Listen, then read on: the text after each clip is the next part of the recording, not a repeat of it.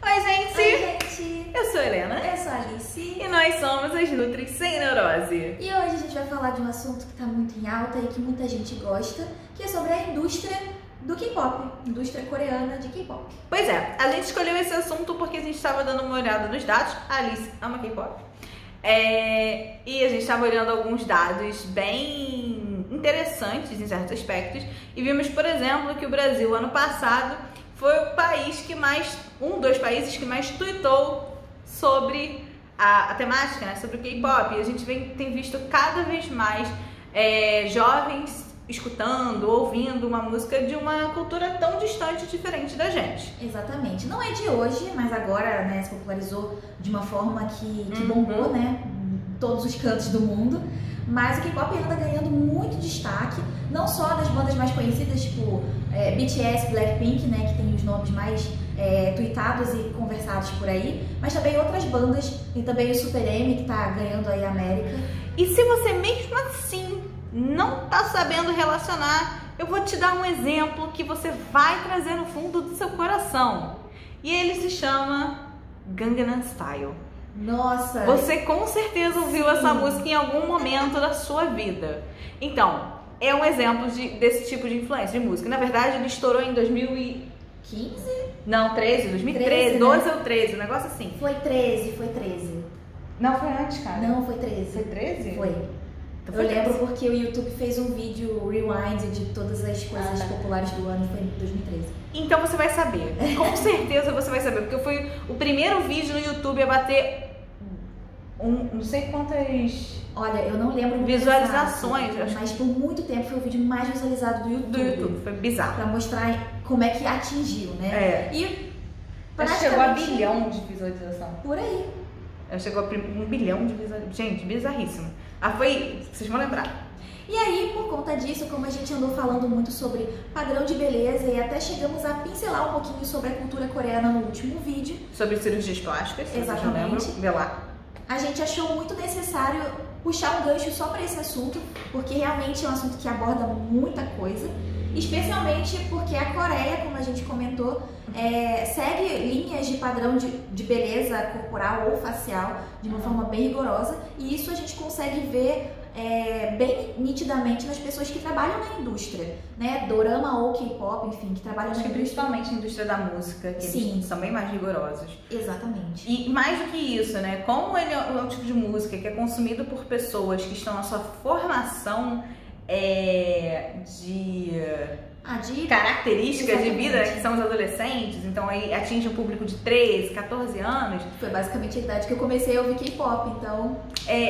Óbvio que pessoas mais velhas também ouvem, tá, gente? Mas o que a gente quer chamar a atenção é como ele atinge um público tão jovem, também está levando com ele parte da sua cultura. Sim. Ou parte do seu cotidiano.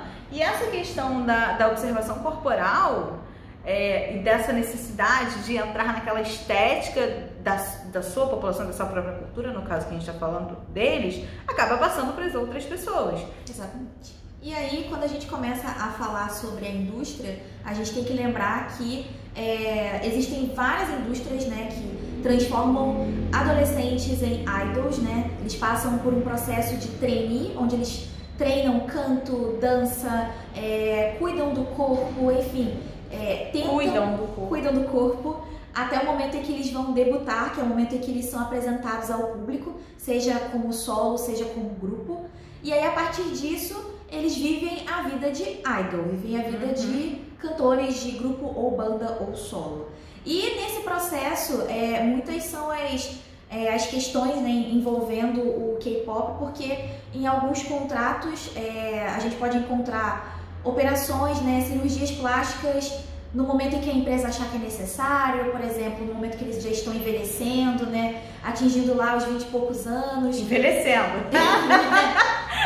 Também tem a questão da pressão corporal de forma geral, né, porque por mais que a gente olhe para essas pessoas e não encontre essa gordura que tanto se fala, infelizmente alguns idols sofrem bullying porque estão fora do peso visto como normal. E o que seria o peso normal, né? Botem muitas aspas aí, tá, gente? Porque como a gente sempre fala e continua falando, padrão de beleza, ele vai estar relacionado com a sua cultura e com a sua sociedade. Exatamente. Então, o que a gente observa é diferente do que eles observam, simplesmente pelo fato da nossa cultura e da nossa observação e da nossa população ser diferente. Sim.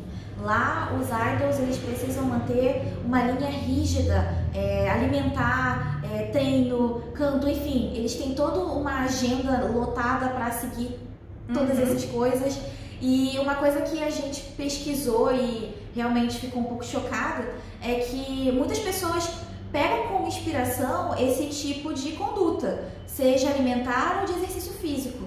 Se você coloca no YouTube, aqui, né, você consegue perceber vários vídeos de pessoas comuns, com vidas totalmente diferentes dos idols, enfim, seguindo a dieta de fulano, seguindo o exercício de ciclano, às vezes só pra deixar juntando claro. as duas coisas. Interromper a Alice.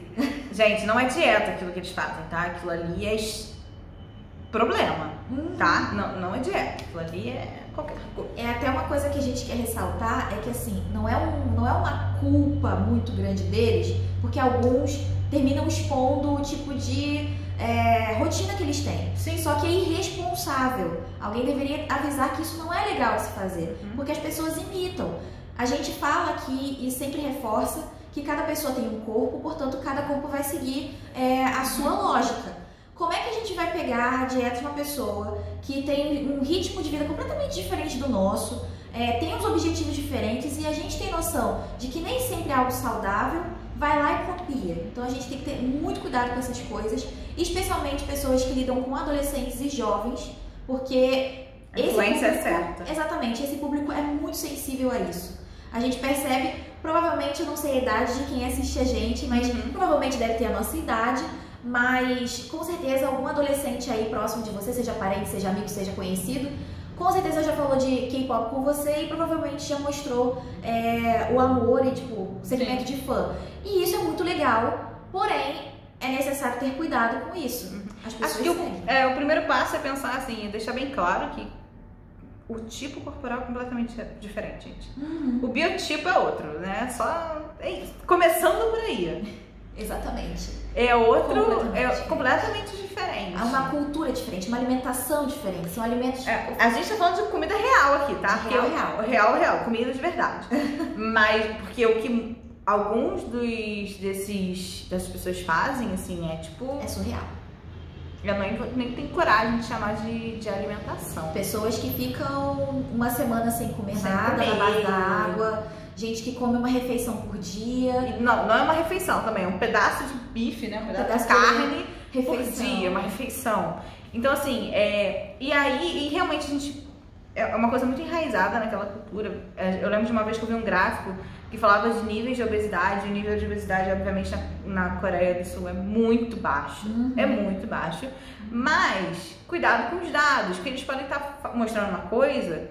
Beleza, não tem obesidade, mas qual é a pressão que essas pessoas sofrem? Exatamente, para manter um determinado corpo? Será que é só a alimentação deles natural? Será que não é uma questão um pouquinho mais profunda do que isso? Eu não sei, é um questionamento, vale a pena pesquisar e estudar. Exatamente. O que a gente sabe é que as próprias pessoas de lá, né, que são os idols, né, os idols, eles sofrem uma pressão muito grande para estar dentro de uma determinada estética que é surreal. E assim, é até chocante porque, claro que eu não vou falar para vocês pesquisarem nem nada disso, mas é possível encontrar matérias, por exemplo, de fulano de tal banda que desmaiou no show, ou sei lá, chegou a exaustão no treino, porque o corpo não aguenta, gente, de todas as formas possíveis. Onde que, pelo amor de Deus, isso é normal? Assim, você ter exaustão, você desmaiar por falta de um alimento, ou por excesso. Às vezes os idols, eles recebem tanta pressão em cima do corpo que eles precisam ter, que muitas fãs fã entre aspas, especialmente de lá, né, onde o padrão é muito rígido, geralmente eles recebem tanto hate que eles não conseguem. Explica o que é hate. Hate, gente, são fãs que jogam, enfim, xingamentos, palavras que machucam. Isso é mais ou menos o que é hate. É a pessoa que não tá dando nenhum tipo de comentário construtivo, é pra magoar mesmo. E lá essa pressão é tão grande que tem fã que simplesmente quer cancelar o ídolo, quer que saia, quer que a banda acabe por conta disso. E a gente tá falando de peso. Tem gente que às vezes foi negado por alguma empresa porque não estava no peso ideal. E é aquilo Boto que a gente muitas fala. aspas aí. Muitas aspas. O que eles acham que é peso ideal? É olhar pra pessoa e chutar o peso que ela tem que perder? Não existe isso.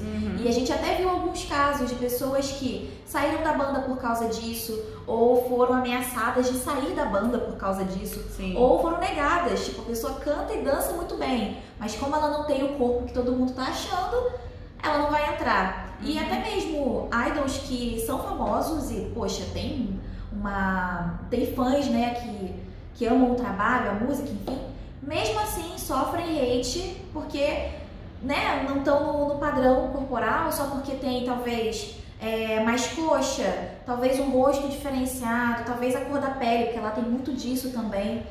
Tudo pode ser um motivo para implicância. E aí a gente quis, né, exatamente trazer essa ideia, porque quem é que está exatamente sendo consumindo esse material, esse né? material? Querendo ou não, são pessoas que vão levar isso por um tempo na sua vida, se acabarem, né, de alguma forma influenciadas, porque não adianta, no meio que a gente, nós somos influenciados pelo meio que a gente vive. Então, assim, não estamos falando que é ruim, não é julgamento aqui, é só uma reflexão sobre esse tipo de situação que a gente sabe que acontece, acredita que tem melhorado, pelo que, né, a Alice fala mais do que eu sobre isso. Tem melhorado em parte, mas é uma questão muito complexa porque sai um pouco da nossa realidade, porque não é da nossa cultura. O padrão imposto por lá, para diminuir essa pressão, depende do país. Então, é meio complicado vendo de fora, de um outro país, onde esse tipo de questão é diferente, falar que isso está melhorando ou não.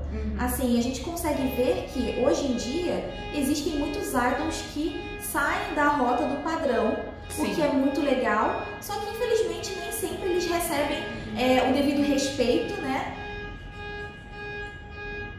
Que legal! Obrigada, querido.